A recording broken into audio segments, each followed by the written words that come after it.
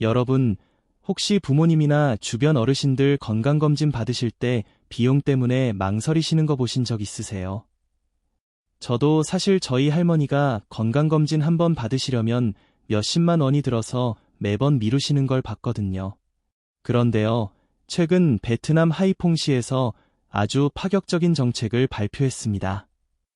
4월 7일 국가보건의 날을 맞아서 노인분들 건강검진 비용을 지방정부가 직접 재정 지원하겠다고 나선 거예요. 이게 왜 중요하냐면 전 세계적으로 고령화가 빠르게 진행되면서 노인 의료비 문제가 정말 심각해지고 있거든요.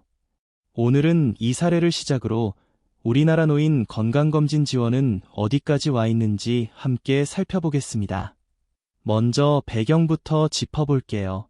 4월 7일은 세계보건기구, 그러니까 WHO가 창설된 날이에요. 1948년에 만들어졌는데 매년 이날을 기념해서 전 세계적으로 보건 관련 캠페인을 진행하거든요. 베트남에서는 이날을 국가 보건의 날로 지정해서 운영하고 있는데요. 단순히 기념행사만 하는 게 아니라 실질적인 의료복지 정책을 발표하는 날로 활용하고 있습니다. 올해 하이퐁시가 발표한 노인 건강검진 재정 지원 정책이 바로 그 대표적인 사례인 거죠. 기념일을 진짜 국민 건강을 위한 정책으로 연결시킨 겁니다. 자, 그러면 숫자로 한번 보겠습니다.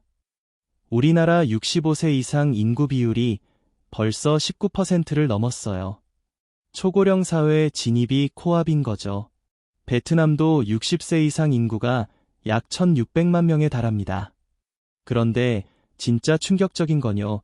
한국에서 노인 의료비가 전체 의료비의 43%를 차지한다는 거예요. 거의 절반 가까이 되는 거잖아요. 더 문제인 건 건강검진을 아예 안 받는 어르신들이 약 30%나 된다는 겁니다. 비용 부담, 이동 불편, 정보 부족 이런 이유로 검진 자체를 포기하시는 거예요. 하이퐁시가 이번에 한 건 단순해 보이지만 굉장히 의미가 큽니다. 기존에는 어르신들이 건강검진을 받으려면 본인이 비용을 부담해야 했어요. 당연히 경제적으로 여유가 없는 분들은 검진을 미루거나 아예 안 받게 되는 거죠. 그런데 하이퐁시가 이번에 지방정부 예산으로 직접 노인 건강검진 비용을 지원하겠다고 나선 겁니다. 국가보건의 날을 계기로 한 거긴 하지만 이게 일회성이 아니라 지속적인 보건 복지 확대의 시작점이 될 수 있다는 점에서 주목할 만합니다.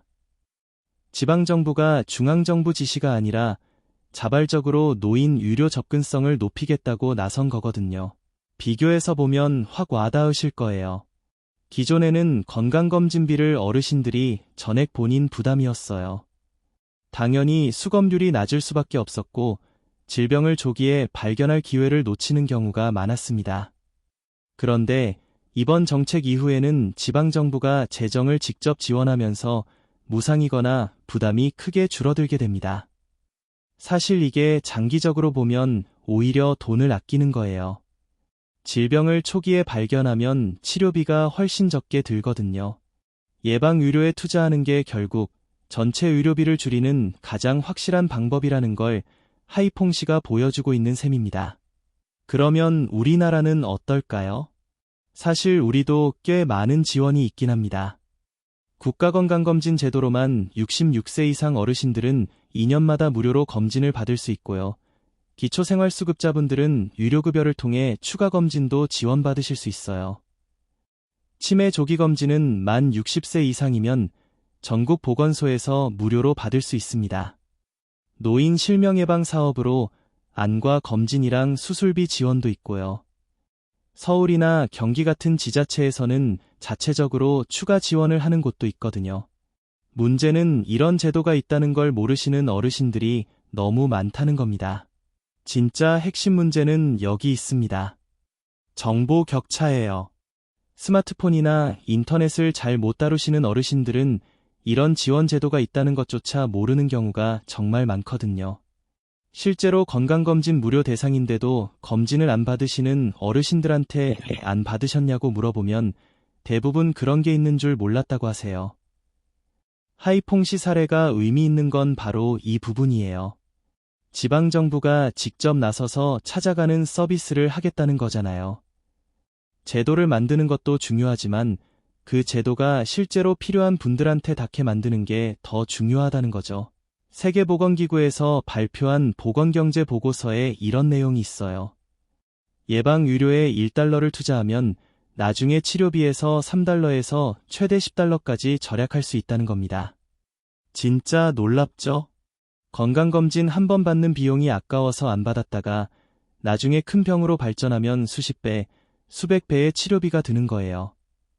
국가 차원에서 봐도 마찬가지입니다.